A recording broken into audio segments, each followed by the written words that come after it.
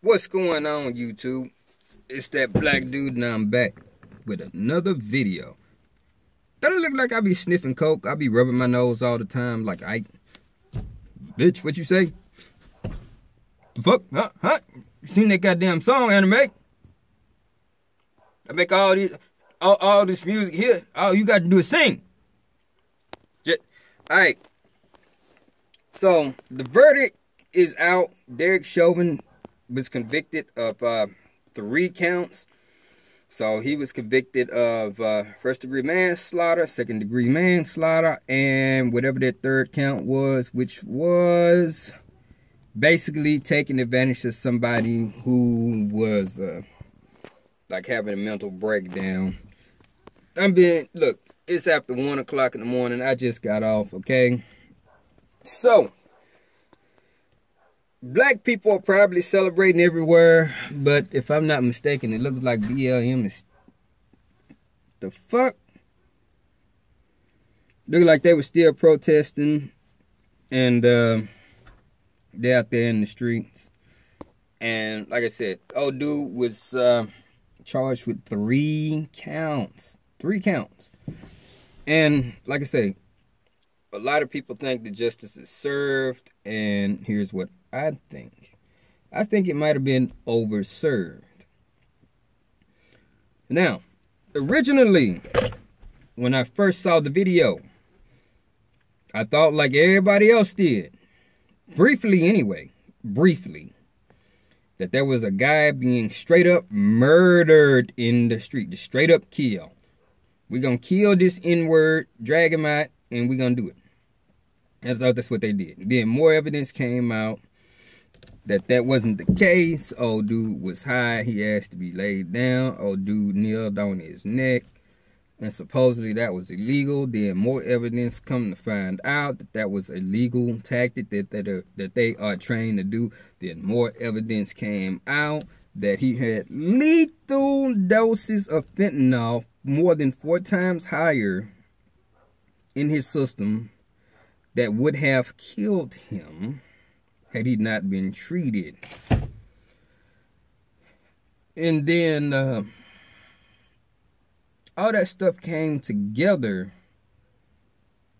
which led me to believe that maybe the jury was wrong on this one. Alright, so first-degree manslaughter means that Chauvin drug him out of the vehicle with the intention of killing him. On the video itself, body cam, Floyd was seen asking to be laid down because he couldn't breathe.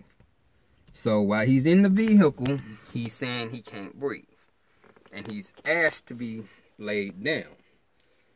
So at that moment, in order to be charged with manslaughter, first degree, which is just basically murder, the jury would have had to prove without a doubt that Derek Chauvin intentionally is like, I'm gonna kill this N-word, laid him down, put the knee on him with the intention of killing him. I don't believe that's the case. Due to the evidence with 4 times the lethal dose of fentanyl in his system, and from what the toxicology report was saying, and what the toxicologist was saying, is that when George Floyd was saying that he couldn't breathe, when you have that much of that crap in your system, it's going to slow your breathing down. Your breathing is going to become shallow. So Floyd was already experiencing, before he was laid down, shallow breathing. Now, when he asked to be let out of the car to be laid down, Chauvin and the officers complied. However, they laid him down and they put that knee on him. Chauvin put that knee on him, which he was trained to do, which did cause, in my opinion, as far as not being in the jury, it did cause stress on the body, which did cause the heart to speed up, which did cause for Floyd to need to breathe harder which he couldn't do because the fentanyl was already kicking in and causing him to have shallow breathing. So the strain of him being laid on the ground combined with the fentanyl just sped up the death. Now, all that time passed by when Chauvin was on him. Is it possible that had Derek Chauvin gotten his ass up off of Floyd and called for help after Floyd stopped resisting, after Floyd stopped showing resistance, is it possible that Floyd could have lived? It's possible, but the fentanyl was already killing him. So, did Chauvin's action help to speed this guy up, to help to aid in Floyd's death? Yes, it did. So, the second-degree manslaughter, I 100% agree with. So, that means without the intention to kill, but you did aid in killing this guy and you got charged with it. So, I'm not understanding how he got charged with doing it on purpose and doing it on accident, which makes absolutely no sense. Now, the third charge, taking advantage of somebody who is having like a mental breakdown, that could be argued. That could go either way, but that would also have to go with the intent. Proven without a shadow of the doubt that he intentionally took advantage of Floyd. It's like, oh, he's high. We're going to purposely yank him out, beat the crap out of him, throw him on the ground, and put that knee on him to hurt him. So it wouldn't make sense for him to have all three charges. Now, if he had charged 1 and 3, 1 and 3 would be intent. So he intentionally killed him and he intentionally took advantage of him. But you wouldn't be able to have unintentional manslaughter and intentionally taking advantage of somebody. I guess it's possible, but that would be like a rare case. Like, I'm going to purposely take advantage of this guy because he's high. But at the same time, how would you prove that? Because Floyd is literally saying, I can't breathe, I want to lay down, on the body cam footage. Also, the fact that the jury... Now, the jury is supposed to be sequestered and all that good stuff. They're not supposed to watch the news. They're not supposed to do this, that, and the other. It is my understanding that this whole thing could be overturned because Mad Max was out there talking about if they didn't get the right verdict, that they'd be out in the streets longer. So it is possible that the juror was basically being bullied into giving all three of these charges. Because again, it doesn't make sense to say that you did something on purpose and did something on accident at the same time. Right? First degree and the second degree. So they're saying he did it on purpose and he did it on accident. So they're charging him with 3. Don't make sense. Second degree, I 100% agree on. Especially with him sitting there smiling while he was kneeled down on him. I mean, come on, man. And here's something else, too. Why I didn't trust the mainstream media. This is something that's left out, too. Because the media made it more than what it was. First off, they made us believe that the guy was just being murdered right on TV. And he was calling for his mom. And they tried to make it seem like it was a beef where they were working at the same nightclub and all that good stuff. Which, apparently, that was false. And the final nail in the coffin, which I believe drew everybody over the top and had people crying, is that he was calling for his mama. Well, more evidence came out in court that the person that he had saved in his phone, his mama, was his girl. It wasn't his mother. It was his girlfriend.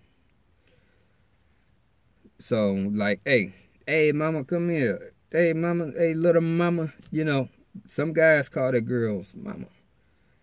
And so, you know, that was one of the things playing into the emotion. It's real important that when these things go on between these so-called unarmed shootings of black people, especially because they're using us in the media. They're trying to make it seem like the cops just run around and shoot us like dogs. Just, there goes an N-word, shoot them. Bow. I'm going to wake up. Today I'm getting up to shoot me some black folks. And it's not true. As of, I believe, yesterday, there has been 115 white people shot and I believe 55 black folks shot by the cops as far as police shootings go. And apparently there's been more stops of black people than white people. So the percentage of stops as far as blacks go is way up higher than whites. But yet less of us have been shot than the white people. So they shooting more white folks than they shooting us. They're being way more cautious shooting us than they are the white folks. But yet they're portraying it as in it's just open season on us, and that's just not a true thing. And so many of the shootings of the unarmed black people show up that unfortunately we're armed. Jacob Blake was fighting with the cops. Here's another thing. Before I continue, before I rant, before I end this, before I keep going on and on and on. When those cops are pulling people over, they get the 911 call and all of that. Hey, so-and-so's on the loose. Need you to pull so-and-so over. Or they run the plates and it shows up. It shows that your previous arrest. It shows up. I mean, your previous arrest show up. I'm getting tongue-tied, y'all. I'm tired. Your previous arrest show up. All that shows up. So it shows that if you're a criminal, it's going to show up all the crap you've done.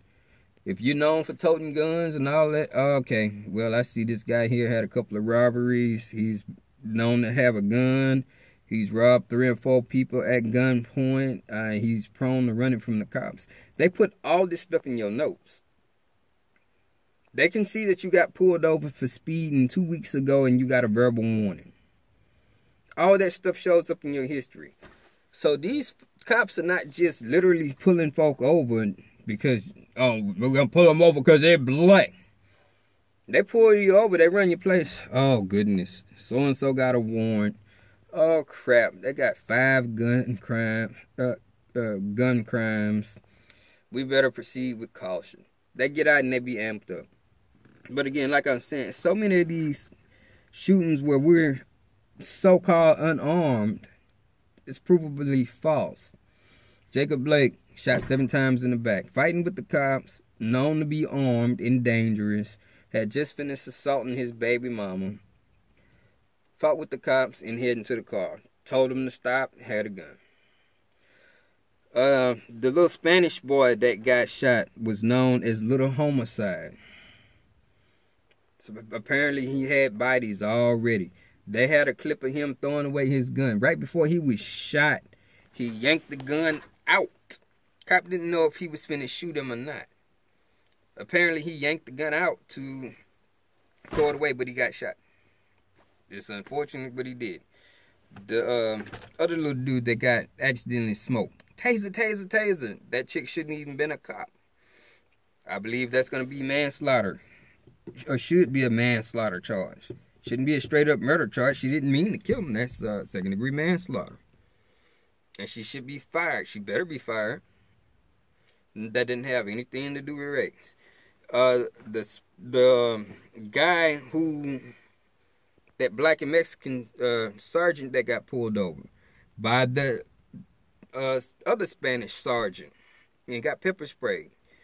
If you watch the whole video, they pleaded with that guy for like 3 minutes to get out the car. This is after following him for like 1.5 miles. They couldn't see inside that tenant car. That's why they pulled him over. He set up his camera talking about he's scared, set it up all calm. What's going on here? I'm not getting out the car. They pleaded with him for like 3 minutes. Yeah, it could have been handled better. And then they still let him go at the end. Dude could have lost his whole rank and everything. The cop wasn't even white. He was Latino.